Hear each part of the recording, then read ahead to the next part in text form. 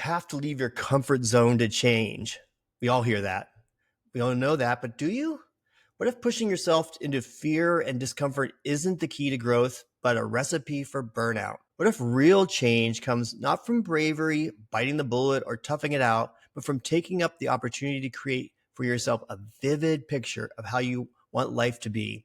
What will be different in that better future? And small steps that you already have can show that you're moving there. Today, we are going to break down why and how our evidence-based, solution-focused approach flips the script on comfort zone, and why you don't need to become a different person to make your life different and better. You know, we always hear those things like get out of your comfort zone, bite the bullet, no pain, no gain, go big or go home, that breakthrough moment. But those can sometimes hold us back. Dr. Teplow, why don't these sayings and these tough it out sayings work? Who wants pain? Who wants to suffer? Who wants to, have the discomfort? I mean, we are hardwired for pleasure, not pain, for belonging and not diverting from the social norm. I mean, if everybody's sitting around as couch potatoes eating potato chips, we want to belong. We don't want to do the other thing. That sense that you have to, that those kinds of things that glorify struggle or forcing or, pushing yourself and overcoming, they work for part of the time, maybe a short time. I can do it. I'll bite the bullet, but they're not sustainable.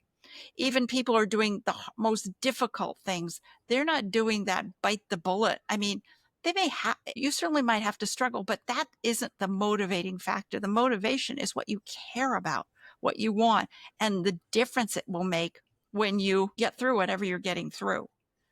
Yeah, I often think about people that do big struggle opportunities like doing a marathon or trying to achieve a gigantic goal. And then they get to that goal and then everything just falls off after that. They don't actually sustain whatever motivation that they were having. Like if it was to get a degree or maybe even, like I said, run that marathon or even a 5K or whatever the thing is that the person wanted to do. They hit that goal because they bit the bullet, they got through it, but it didn't sustain change. Yeah. Well, somebody who used to marathon and did lots of crazy races that make marathoning looking pretty easy. It was like, are you kidding? Would you ever do that again? It's like, yeah, I was with friends. You have to have a reason. There's got to be something more than just the achievement and putting the medal up. What does it mean to you? What does it represent to you? And it's a lot more than just, I did it. It's what did it take for you to do and how does it represent your values? And I think that, that is, what do I care about beyond the achievement? Does it say something about, I'm a determined person. I stick with what I put my mind to. Yeah. I do something that's a role model for others. I want to be inspirational for others. Yeah. Yeah, those are all things. But when you say getting out of your comfort zone, but we're saying that that's a myth that we want to flip on its head. And so, why do we want to flip that on its head? Why is our solution focused approach different in that regard? Yeah, exactly. Why do we want to flip it on its head? Because that's a belief. You have to get out of your comfort zone. That one of our students just last week said, we make up all sorts of stuff. It's a big revelation to her. And it was really transformational for her to realize we just take on these sayings or these beliefs. They could be arbitrary and it doesn't necessarily mean it's true. Either lowercase t or capital T. And so what we know works better is, first of all, to start with your dream of what you want, what that better future will be. We know from brain imaging that is much more motivating, that when you ask people, when you start with, what can you do? And you're going to have to bite the bullet. The brain, the parts of the brain that are about analyzing and judging and evaluating and telling you why you can't do it, they light up, like a Christmas tree. When you start with what meaning will it have? What difference will it make in your life? What's the dream that it will fulfill? And it's not just that achievement, I will have done it, but it says the kind of person I am.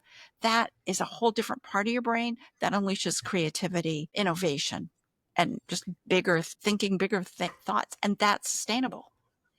Yeah, there was a quote in our quest, one of our quests right now, what we have going on, which was meaningful future outcomes engages brain network association with openness, creativity, and motivation. It also reinforces core values and strengthens your sense of agency. That one stood out to me. And the quote was from Albert Einstein: imagination is everything. It is the preview of life's coming attractions. Absolutely. And that's really the core of solution focused practice is that imagination and the coming attraction of a better future. So instead of thinking about how you have to bite the bullet or feel the fear and do it anyway, or no pain, no gain, there may be pain. At the same time, we're talking about what's motivational, what's sustainable. It's that better future. And when you have a very, very clear idea of what that better future is, you can reverse engineer it and say, so in that better future, what will I be doing that's different? And you can break it down into tiny, tiny parts of what you'll be doing. And those are much more doable, easily doable than starting with you have to bite the bullet first, or you have to have pain first before you can have gain. It says, where will I be? What will be different? What will I be doing? And then it's like open sesame because there's so many different things that you would be doing in a better future. And they may not have anything to do with the actual strategy, that pain strategy you're thinking about. It may be, what makes me happy and motivates me is to sleep with linens that have bright colors on it. And, I realize that when I go to bed with that kind of linen, I wake up, I look and I'm happy and I'm more motivated to go outside. You just don't know until you release that creativity and imagination. And so we say you don't need to get outside of your comfort zone to be a different person. What are the steps I need to do to be a different person if I don't get outside my comfort zone? Yeah. So, you know what? Just envisioning in the most detailed way possible that better future already makes that future where you have changed behavior, because to get to the better future, you will have changed behavior. Just envisioning that, what you'll be doing and how you'll be doing it is already getting you not necessarily out of your comfort zone, but it's getting you to your better future that is exciting, that has more promise, that pleases you, and that's probably more comfortable than where you're at now, which is, you want to change. So that even that idea, as we talk, it's like, well, if you want to change, how comfortable is your comfort zone? Right.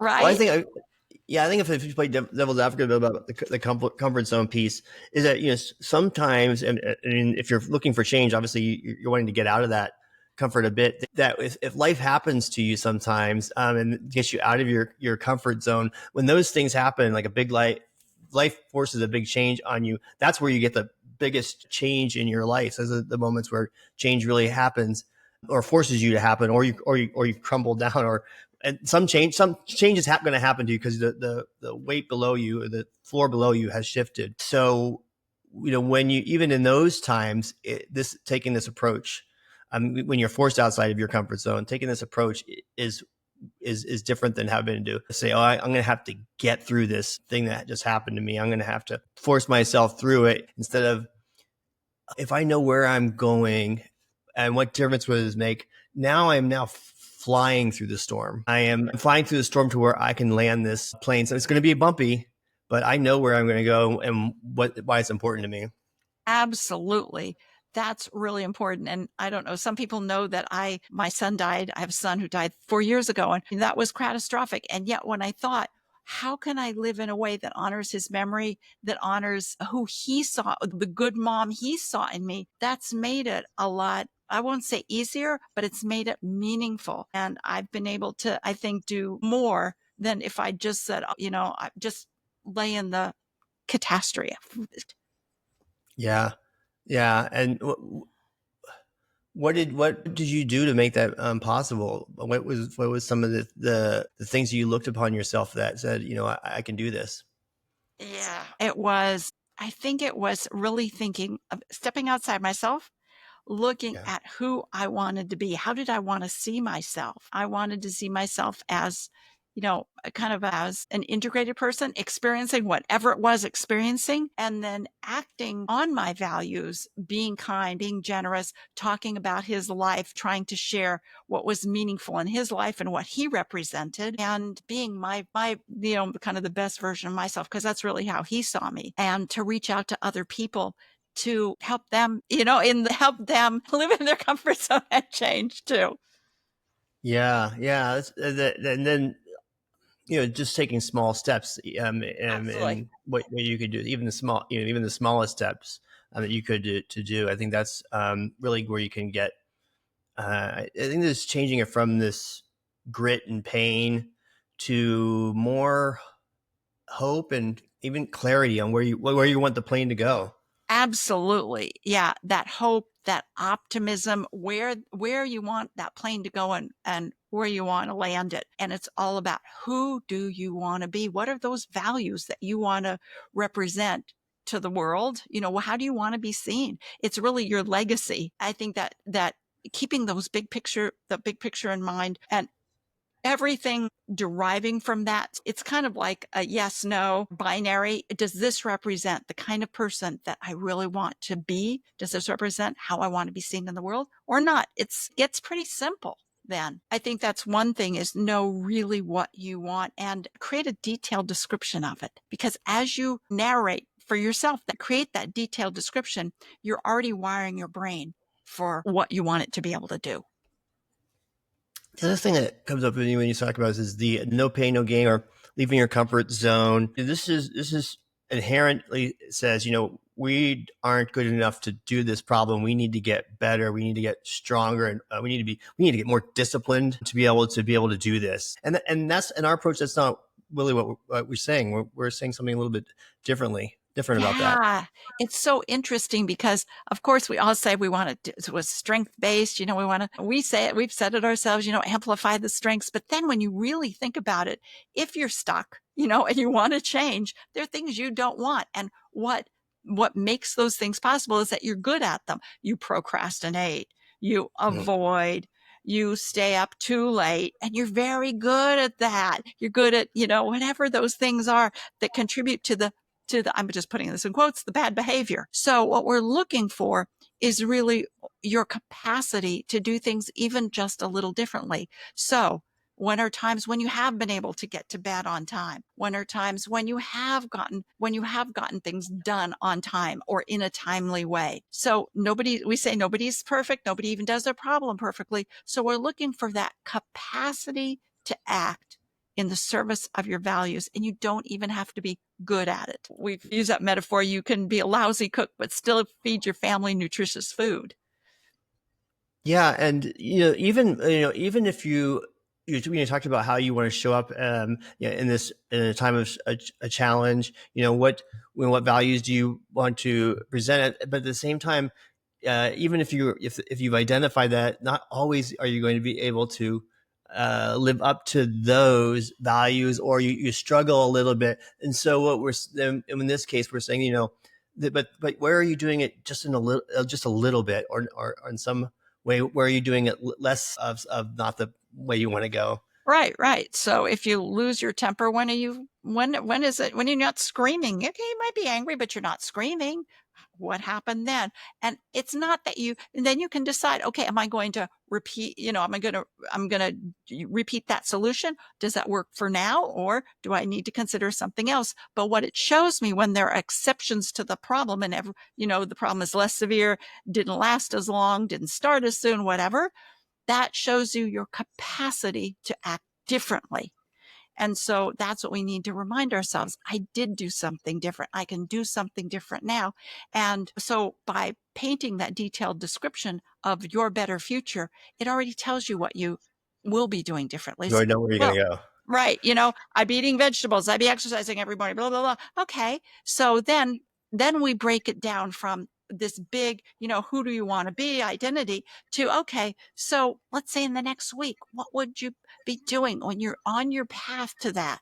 What would you be doing that tells you you are making progress? And so it's not about struggle. It's, well, I guess I could take my recycling out so it doesn't pile up 5 feet tall. Okay, is that doable? Yeah, okay. So now you get some much more kind of organically evolving steps. And that's a really silly way of saying it, but these can come more in tune or inherent in what you're doing. And then you break it down even more. Okay. And so today, what could I do that would increase the likelihood of my taking the recycling out next week? So we Yeah. go, yeah, Yeah, I would say that's the action of it. I also want to go back to what you said about, okay, yeah, you lost your temper, or you didn't live up to that place you did.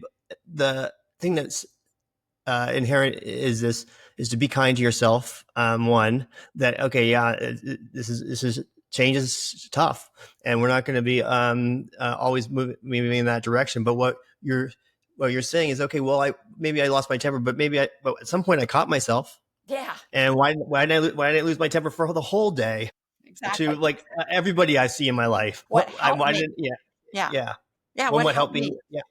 What helped me gain control or, recapture that sense of control? What helped me recover more quickly? Yeah. And that helped you be kind to yourself because you're not beating yourself up for the moment when you were not living up there, but you're looking, okay, wait, what? I didn't do this all day. I didn't Exactly. act like this to every single person. What did I do? Yeah. That you did something. And that I think it's really important. That comes up with our clients a lot too. all Like the when you time. when you bring that up because you're like, okay, wait a second, you did something there, and what was that? Oh, okay, and we can discount that so easily. That's right. Yeah, we discount it so easily. So we want to know is not only when there was an exception to the problem, didn't go so badly, didn't last as long, start as soon, blah, blah, blah. Also, when did you have that glimmer of that person you want to be? When was that glimmer of that future that you want to be living? So if it's, healthy eating, well, when was a time where you were eating healthy, even if it was just for one meal? And what and ask how and what questions. What first of all, what did you do and how did you do it? What helped to do it? Take into the environment, the people around you, the things that helped you.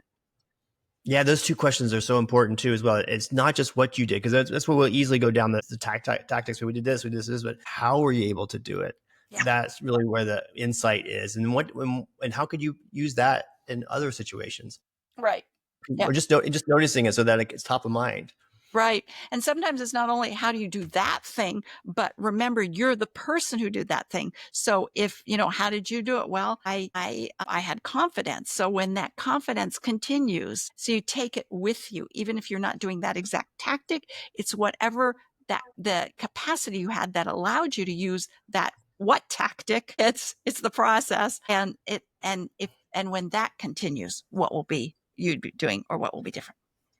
Yeah, and I think this people start to hear this. It starts to resonate, and we see it all over and over and over again. And this is really these things are like, oh, okay, that's pretty simple, but it's not easy to put into place because we are just so hardwired into this problem thinking that we have to be, like I said, be disciplined and continue to push ourselves through pain. When we look at it from this different lens, it just opens up a whole lot more.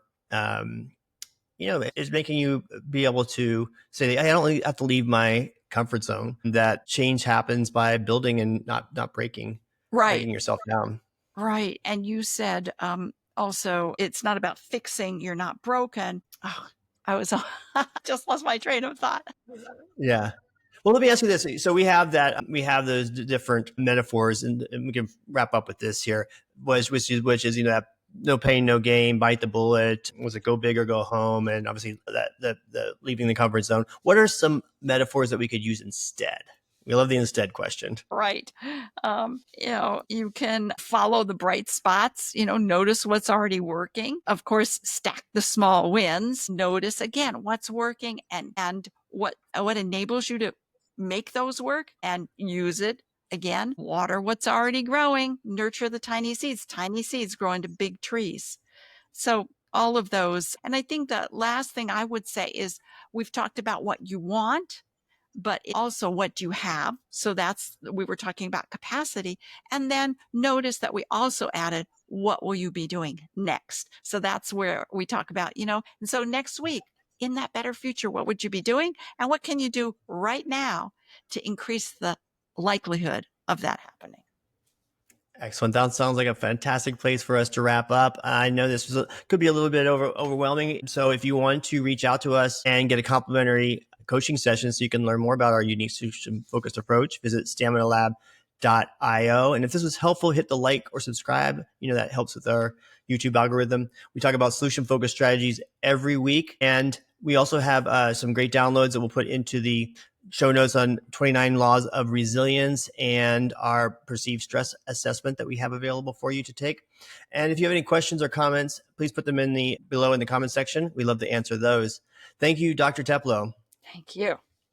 And thank you everyone for listening. Until next time, remember, you are your own lab, you are your own experiment, and you are your own best coach. Be well.